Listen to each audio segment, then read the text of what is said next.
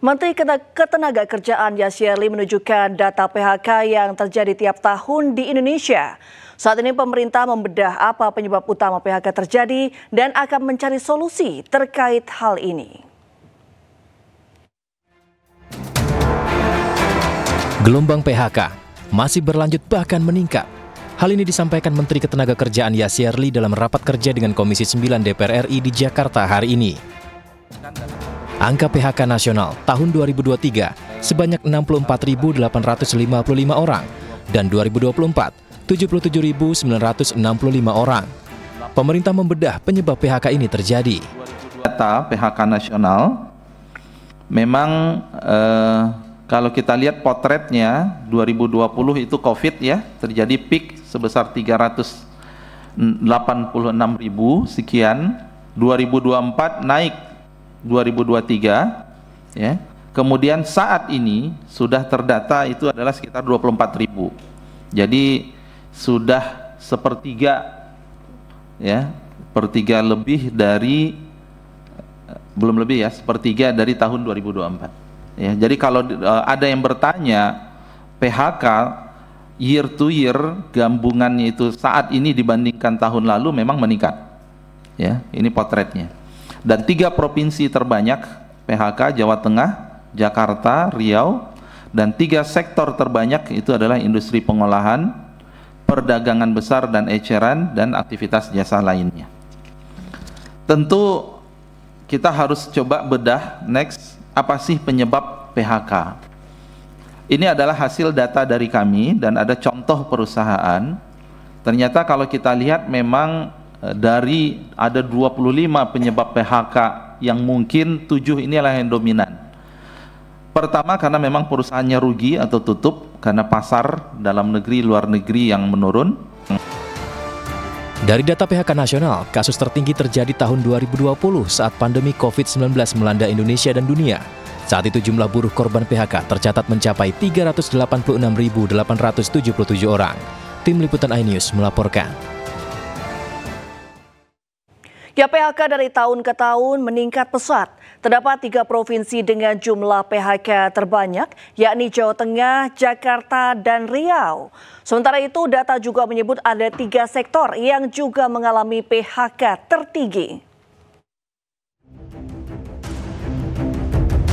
PHK di Indonesia meningkat dari tahun ke tahun. Tercatat untuk tahun 2022 ada 25.114 orang, sementara tahun 2023 sebanyak 64.855 orang. Pada tahun 2024 meningkat menjadi 77.965 orang. Data tahun ini juga menyebut tahun 2025 hingga bulan April, gelombang PHK sudah terjadi sebanyak 24.036 orang. Sementara terdapat 3 provinsi yang paling banyak PHK hingga bulan April 2025, yakni Provinsi Jawa Tengah sebanyak 10.692 orang, sementara Jakarta sebanyak 4.649 dan Riau sebanyak 3.546. Sementara ada 3 sektor yang paling banyak PHK hingga bulan April 2025, seperti sektor industri pengolahan sebanyak 16.801 orang, sementara sektor perdagangan besar dan eceran sebanyak 3.622 orang, dan pada sektor aktivitas jasa lainnya sebanyak 2.012 orang.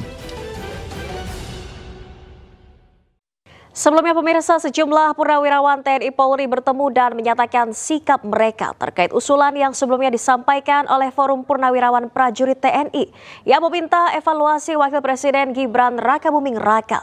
Para tokoh senior TNI Polri tersebut menyebut pendukung pemerintahan Prabowo Gibran.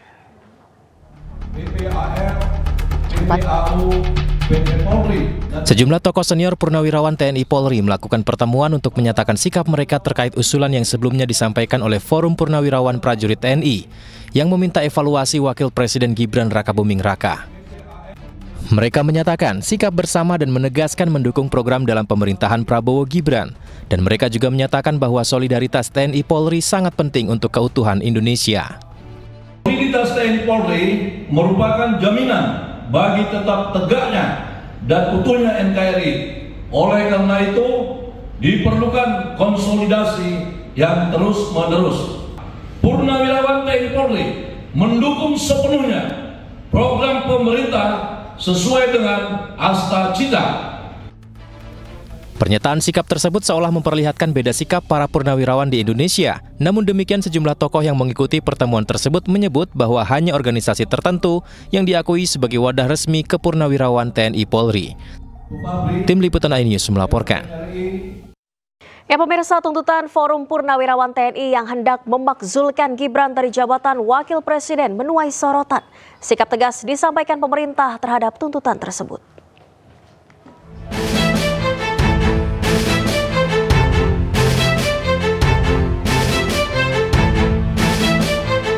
Penasihat khusus Presiden Bidang Politik dan Keamanan Wiranto merespon tuntutan Forum Purnawirawan Prajurit TNI yang menghendaki Gibran Rakabuming Raka dicopot dari jabatannya sebagai Wakil Presiden. Menurut Wiranto, Presiden tidak bisa memutuskan perkara tersebut sebelum mempelajarinya secara detail. Beliau memahami itu. Namun tentunya Presiden sebagai kepala negara, kepala pemerintahan, panglima tertinggi TNI, tidak bisa serta-merta menjawab itu. Spontan menjawab tidak bisa, karena apa? Beberapa alasan. Ya. Yang pertama, kan beliau perlu mempelajari dulu ya, isi dari statement itu, isi dari usulan-usulan itu. Dipelajari satu persatu karena itu masalah-masalah yang tidak ringan ya, masalah yang sangat fundamental ya. Usulan pemakzulan Gibran juga ditanggapi oleh Ketua Umum Partai Golkar Bahlil Lahadalia. Bahlil meminta kepada para pihak yang keberatan agar menempuh mekanisme sesuai hukum yang berlaku. Saya pikir negara kita ini kan negara hukum, ya, negara kita ini negara hukum. Proses pemilu kan sudah selesai, sudah konstitusional. Kalau ada yang berpikir di luar daripada hukum, ya kita serahkan pada mekanisme. Sebelumnya, Forum Purnawirawan Prajurit TNI mengusulkan agar Gibran Rakabuming Raka dicopot dari jabatannya sebagai Wakil Presiden Republik Indonesia. Total ada 8 poin tuntutan yang disampaikan forum tersebut, termasuk meminta Gibran mundur dari jabatannya.